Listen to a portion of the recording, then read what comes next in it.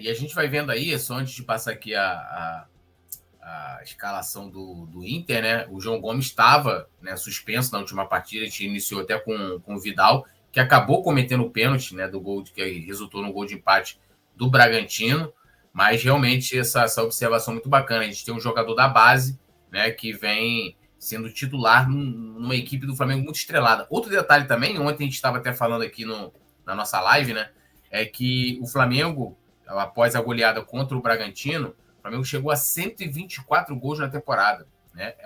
É o melhor ataque do futebol brasileiro, ultrapassando inclusive o Palmeiras, que tem 121, e aí você vê o time do meio para frente, Everton Ribeiro, Arrascaeta, Gabigol, Pedro, e aí se quiser continuar, Thiago Maia, que vive uma fase muito boa, o próprio João Gomes, que é titular nessa equipe, é sacanagem, né? E o Inter pode ir a campo, o Inter tem algumas mudanças, a gente vai detalhar aqui. Já vou ler, Alisson. Vamos lá. Keller, Bustos, Mercado, Vitão e René, Edenilson, Alan Patrick, Lisiero, Pedro Henrique, Alemão, né, e Maurício.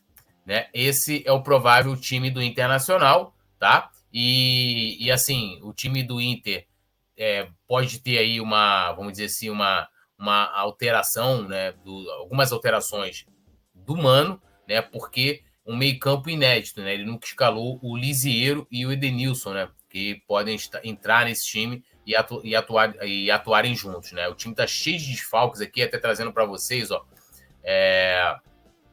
O Mano Menezes ele vai contar com 6 desfalques, né? Então, assim, tem Gabriel, Johnny, e aí suspenso. O Gabriel já não atua mais nessa temporada. Tem também o Tyson que, né? Quem será melhor no futuro, Tyson ou Messi? Então, assim, é uma equipe que pode vir muito modificada. Tem o Daniel que está com trauma no olho, o Anderson que está com desconforto muscular. Então, ele deve formar esse meio campo aí, né? Com Lisiero e Edenilson, né? E a expectativa também, né? Do Alan Patrick, como a gente vê aí, é um meio campo que ele ainda não tinha levado né, a equipe titular para atuar junto aí. E aí, o Petit, eu te pergunto, dá para temer o Internacional? Tem bons jogadores, Edenilson, apesar da idade, né, é um bom jogador, Lisiero, o Alan Patrick, que é um dos destaques da equipe, mas, como diz o poeta, tem que tomar perigo, né? Com certeza, né? O Flamengo não pode temer com esse elenco que vai campear. O Flamengo não pode ter nenhum de América do Sul. Vai sofrer com o Flamengo só europeu. Só que tem que jogar bola. Tem que jogar bola, tem que manter as ações que esse time chamado titular mantém. Se jogar o que está acostumado a jogar, é vitória certa. O time, com todo respeito, não tem um time que possa bater de frente com o Flamengo no Maracanã. Se o Flamengo, por isso que eu estou falando, se o Flamengo repetir a atuação, às vezes você tem um chamado, mas às vezes o time não está naquele dia, aquela forma de você jogar, às vezes você não encontra a forma de jogar e tal, e pode acontecer uma coisa. Gente, agora, o Flamengo mantendo, né, o que o Flamengo joga com o time titular, as atuações que a gente já viu esse time fazer, parceiro, Flamengo, vitória do Flamengo na certa. E trazendo aqui, né, a tabela do Campeonato Brasileiro, o Palmeiras, lembrando, o Palmeiras lidera com 63 pontos, seguido pelo Internacional, que é nosso adversário amanhã, com 53, ou seja, 10 pontos de diferença. Depois vem o Fluminense com 51, seguido do Corinthians, quarto colocado com 50, e aí na quinta colocação, né, o Flamengo, né? Nas últimas 5 partidas aí, o Inter, né, empatou 2 vezes e ganhou 3, né? Venceu a sua última partida. E o Flamengo, todo mundo lembra, né? Estava 4 jogos sem vencer até enfrentar o Bragantino e deu aquela goleada maravilhosa no Maracanã com vários golaços aí, o hat-trick do Pedro, né? Então, assim, eu também acho que o Inter é uma boa equipe, ninguém é segunda colocada no Campeonato Brasileiro de pontos corridos à toa, tá aí, a produção tá colocando na tela. E olha quem chegou! Avisa lá que eu vou chegar mais tarde, hein? Que isso, hein? Chegou o homem. Boa noite, produção. Boa noite, Petit. Boa noite, Túlio. Boa noite a todo mundo que está nos assistindo. Hoje eu estou caracterizado de Capitão Nascimento. Não sei se vocês sabem por quê. Por quê? Em homenagem ao Criciúma, em homenagem ao Ituano, em homenagem ao Sport, em homenagem a... Tem mais algum lá que hoje vão falar pro Vasco assim: não vai subir ninguém! Não vai subir ninguém!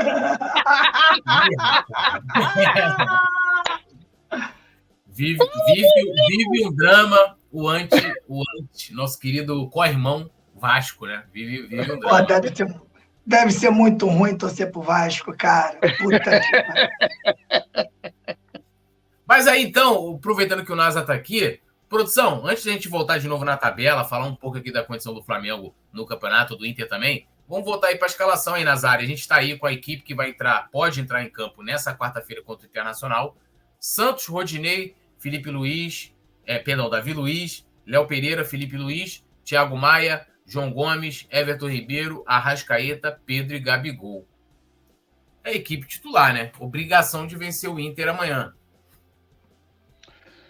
É a equipe titular, a equipe que participou da virada de chave desde a chegada do Dorival, né? Lembrando que o Dorival, quando chegou ao Flamengo, ele enfrentou exatamente o Internacional, e nós perdemos por 3-1. Ele chegou num dia, o jogo foi no outro, né? Foi uma derrota que foi para conta dele, mas que efetivamente ele não treinou o time. Lembrando que hoje, né? Hoje não. Amanhã ele vai completar um turno, né? 19 jogos à frente do Flamengo. A diferença do Flamengo para o primeiro colocado era menor, hoje ela ficou maior, mas eu pelo menos tenho a convicção de que a coisa começou a ficar mais definida quando o Flamengo foi se direcionando tanto para a final da Libertadores quanto para a final da Copa do Brasil. E aí a gente tem que começar a pensar agora no seguinte: para o ano que vem, 2023, a gente vai ter que armar um time para efetivamente chegar na final dos 3 campeonatos, né? Porque, assim, a gente tem uma característica diferente do brasileiro para a Copa do Brasil e para a Libertadores. Lembrando que o Flamengo entrou na terceira fase da Copa do Brasil, na Libertadores ele está disputando desde o começo, mas a gente, lamentavelmente, tem que lembrar do início da temporada em que o Satanás, amigo do nosso querido Petit, eu diria até quase praticamente que um ídolo, né? Aquele Satanás do continente, do velho continente, aquele filho de uma égua que veio para cá e fez o que fez com o Flamengo. Lembrando que o Flamengo, eu inclusive falei na época, o Flamengo vive, vamos retornar, e quando a gente chega na época daquele Satanás, eu falei o seguinte: o Flamengo vive a sua maior crise em toda a sua história. Porque, repito, quando o Flamengo tinha problema de salário, estrutura, jogadores mal contratados, uma diretoria pífia, né? Sem conseguir capitanear um time, né? Um clube como o do Flamengo, então a gente via que a origem da crise ela era no núcleo, no centro, na sua membrana exterior, interior, no coração, nas veias, nos ossos, era no esqueleto todo do Flamengo. E hoje a gente vê um Flamengo estruturado, né, com uma estrutura nível europeia. A gente vê um Flamengo arrecadando 1 bi, e certamente esse ano vai passar de 1 bi. A gente vê um Flamengo que tem jogadores experimentados, que jogaram na Europa, né? Quem diria que um dia a gente olharia para o nosso time e poderia falar: porra, Vidal, Davi Luiz, Felipe Luiz, né? O próprio Arrascaeta, muito embora não tenha ido lá para fora, mas a gente vê um time que tem o Varela, é um time que é internacionalizado, né? É um time que tem uma experiência internacional em nível de jogadores. É um time que está mostrando a sua marca para o mundo. Então, diante disso, eu acho que a gente tem que subir um degrau agora. Qual é o próximo degrau, Nazário? Porra, eu acho que em 2023 a gente tem que disputar a final dos 3. Copa do Brasil, Brasileiro e Libertadores.